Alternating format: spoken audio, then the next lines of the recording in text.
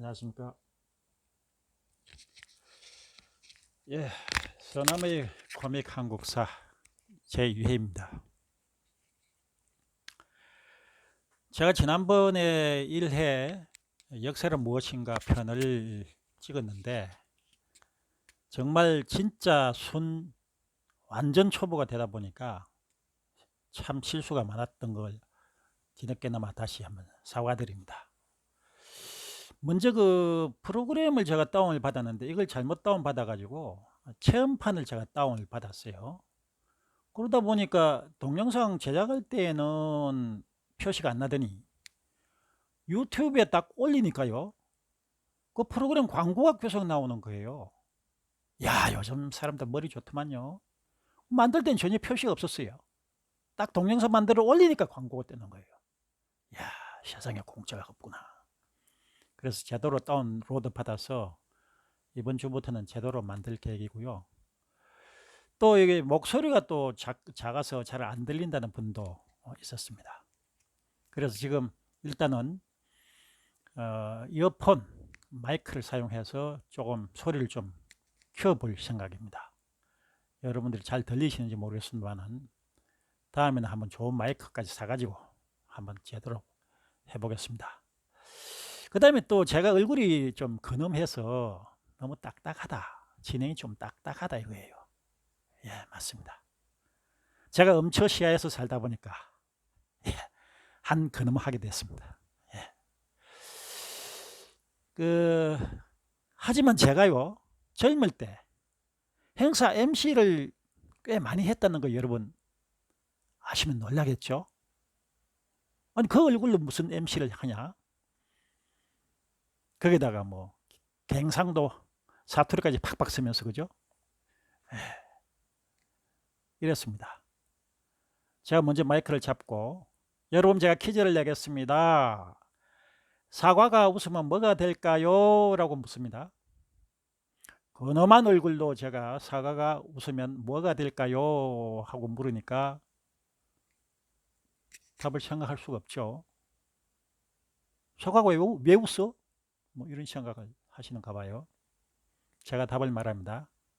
사과가 웃으면 풋 사과가 됩니다. 왜요? 사과가 풋 하고 웃었으니까. 조금 웃음이 나오십니까? 그래도 한마디 더 합니다.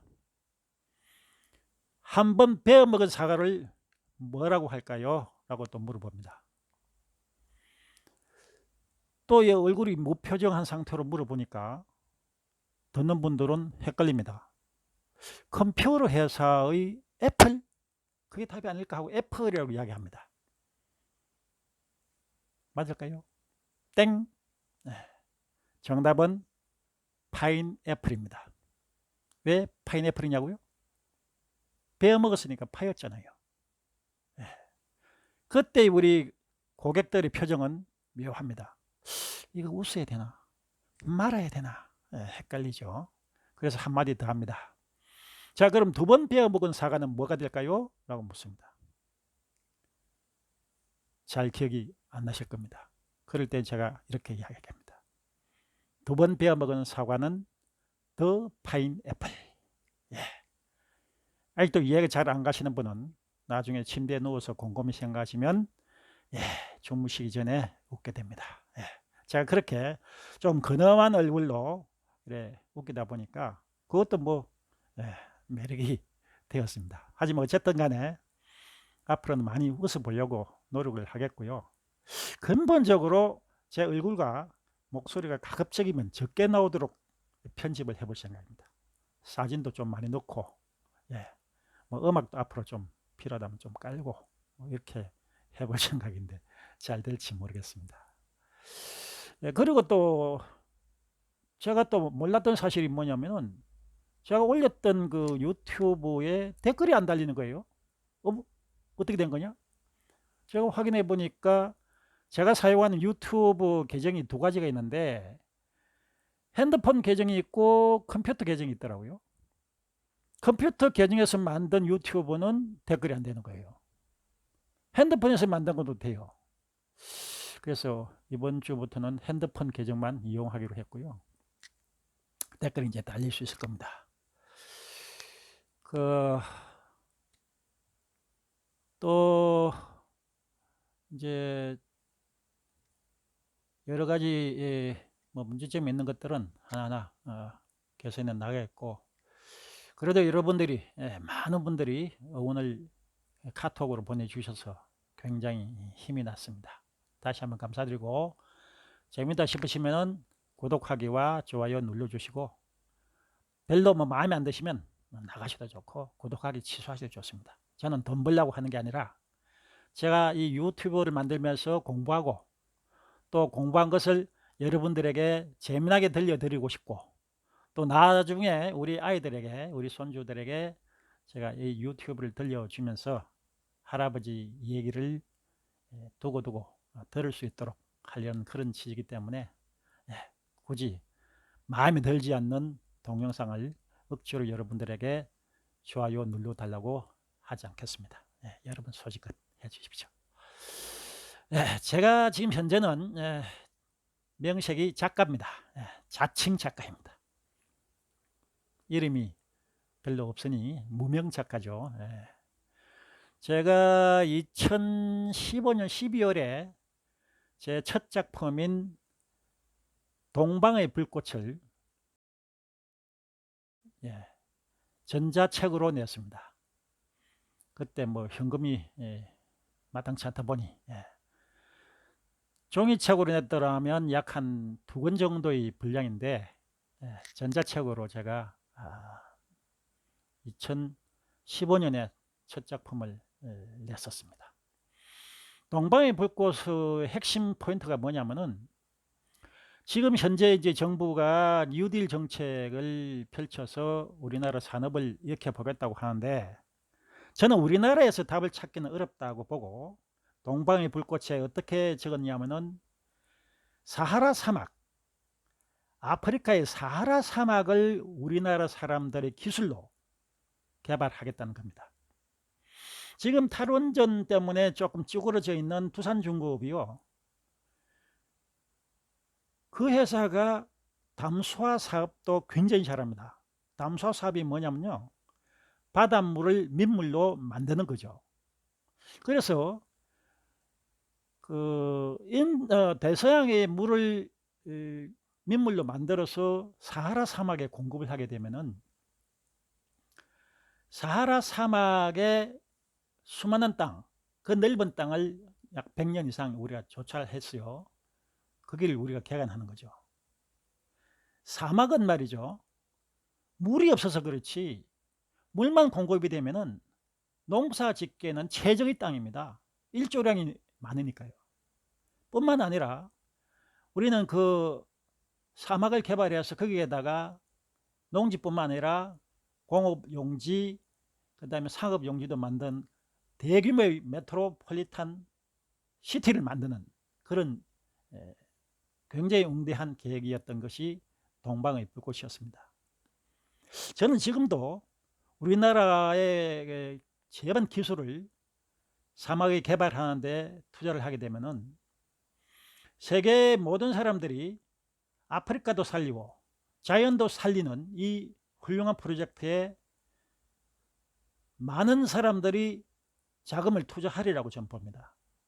그래서 펀드를 만들어서 세계의 자금을 끌어들여 가지고 사막을 개발하면은 우리나라 사람들 실업률 싹 해결해 버립니다. 건설, 그 다음에 농업, 공업, 상업, 무역 할 것 없이 우리나라 인구 약 200~300만 명만 보내도 대한민국의 실업률은 해결되지 않겠습니까? 그런 좀 더 웅대한 포부를 우리 정부가 가져줬으면 어떨까 하는 생각도 해봅니다.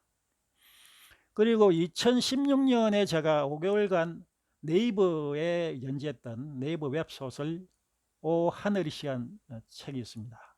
그 웹소설 있죠.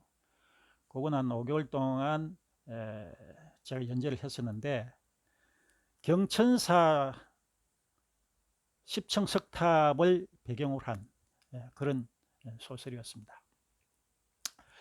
그 다음에 2018년에 제가 그 골프 잡지인 골프 저널 밴드에 골프 김삿갓이란 소설을 또 한 4개월 정도 제가 연재를 했던 적도 있고요. 제 작품에 이런 것들하고 그 다음에 또 시지선거라든가 뭐 수필이라든가 제반 내용들이 뭐 기행문 이런 것들 다 몽땅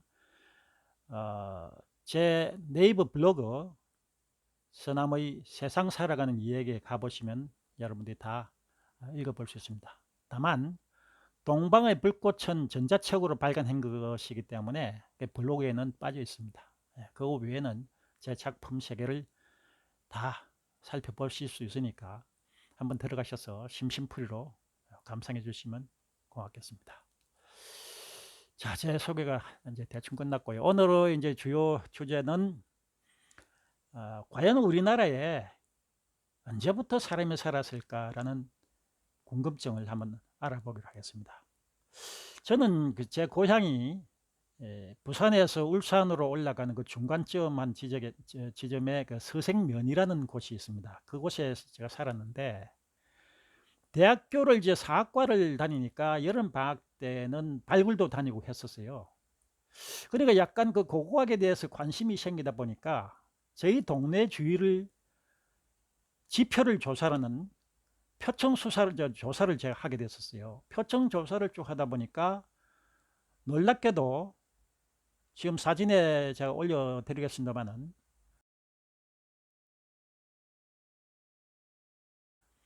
빗살무늬 토기 파편이 나오는 거예요.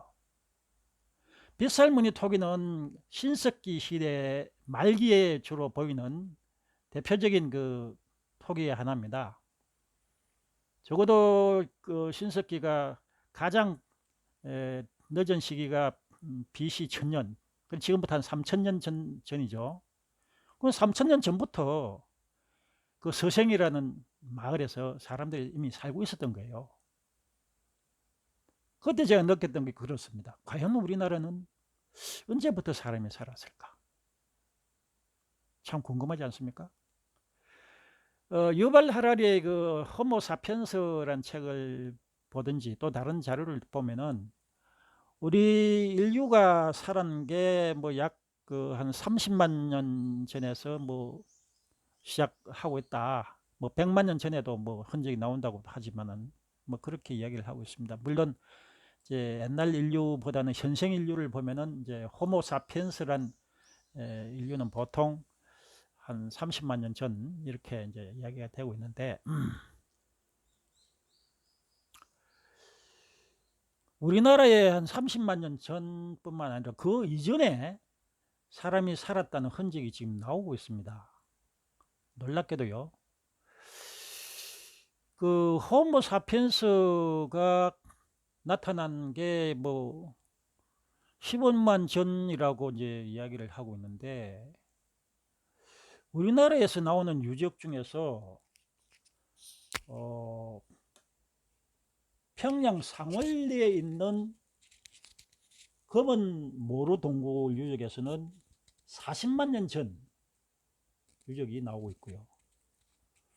또 연천 정곡리 유적에서는 60만 년 전, 단양에 있는 금굴 유적에는 무려 70만 년 전의 그 동물 화석과 석기들이 나오고 있습니다. 그러면 지금 그 호모 사피엔스가 약 한 15년 전부터 이제 동아프리카에서부터 출발했다고 그러는데 이게 과연 누가 말이 맞는가 헷갈리었습니다. 과연 그러면 우리나라에서 지금 나오고 있는 평양에 있는 상원리 검은 모루 동굴은 40만 년, 우리나라 남쪽의 그 연천 정곡리 60만 년, 단양 금굴 70만 년. 야, 결과적으로 말씀드리자면 우리나라에 언제부터 사람이 살았는지 아무도 모릅니다. 왜? 그때부터 살아온 사람이 아무도 없어요. 예, 그렇습니다. 그런데 이게 정말 앞으로도 계속적으로 유적 유물이 이제 발굴되지 않겠습니까? 도대체가 뭐가 정답인지 정말 신기합니다. 일반적으로 이제 동아프리카 지금 에티오피아 쪽에서 현생 인류의 조상들이 제일 먼저 보인다고 그러는데 거기는 그 현생 인류의 그 화석이 나타났다는 것이고, 또 동아프리카 같은 경우는 사막지대로 바뀌다 보니까 거기에 이제 유적들이 그대로 보존이 돼서 그렇지, 실제로 여러분들이 살고 있는 대도시에 뭐 수십만 년 전부터 사람이 살았다 하더라도 계속적으로 살다 보면은 옛날 유물이 있을 턱이 없죠. 그러니까 이게 과연 무엇이 정답인지는 이 상고시대는 정말 nobody know가 됩니다. 또 예를 들어서 동아프리카가 현생 인류 호모 사피엔스의 원조라고 한다면은, 그러면 우리 세상 사람들이 대부분 흑인이어야 되지 않을까요? 여러분 어떻게 생각하세요? 근데 백인도 있고 흑인도 있고, 또 우리 같은 황색인종도 있고요. 참 신기하죠. 그래서 이제 박경순 씨라는 분이 그 쇠로 쓰는 고조선 역사라는 책을 제가 읽어보니까, 우리나라의 소위 말해서 새로운 부족 국가의 출현도 종전에는 그 바이칼 호수, 그 시베리아에 있는 바이칼 호수 근처에서 이렇게 이동을 한 것으로, 이렇게, 그래서 일본 사람들은 뭐 기마민족설이라고도 이야기하지 않습니까? 기마민족이 이동을 해서 이쪽으로 내려왔다, 그렇게 이야기를 했는데, 그 박경순 교수 같은 분은 그거는 반드시 그렇지도 않다. 이미 옛날 구석기 시대부터 우리나라에 사람이 살고 있었기 때문에 어떤 뭐 문화의 영향을 받았을 수는 있겠지만 반드시 그 사람들이 내려와서 처음으로 정착했다고는 볼 수 없다, 이렇게 주장하는 분들도 계십니다. 그래서 그것은 앞으로 정말 학계에서 많은 연구가 필요하다고 하겠습니다. 다음에는 우리가 도대체 이렇게 많은 유적들을 갖고 있고 오랜 역사를 가지고 있는데, 우리나라의 설화에 보면 많은 설화 중에서 예를 들어 박혁거세도 그렇고 김할지 신화도 그렇고 난생설화가 많이 있지 않습니까? 아래서 태어났다. 그래서 저는 이 상고시대의 그 난생설화라는 게 지금 와서 가만히 생각해 보면 이게 우주선이 아니었을까요? 즉 외계에서 우주선을 타고 온 사람들이 우리 조상이었을지 않았을까? 여러분 어떻게 생각하세요? 계란이 먼저입니까? 닭이 먼저입니까? 예, 다음 시간에는 계란이 먼저인지 닭이 먼저인지 난생설화에 대해서 한번 살펴보기로 하겠습니다. 좋은 날들 되십시오. 늘 건강하시기 바랍니다. 좋아요, 구독, 감사합니다.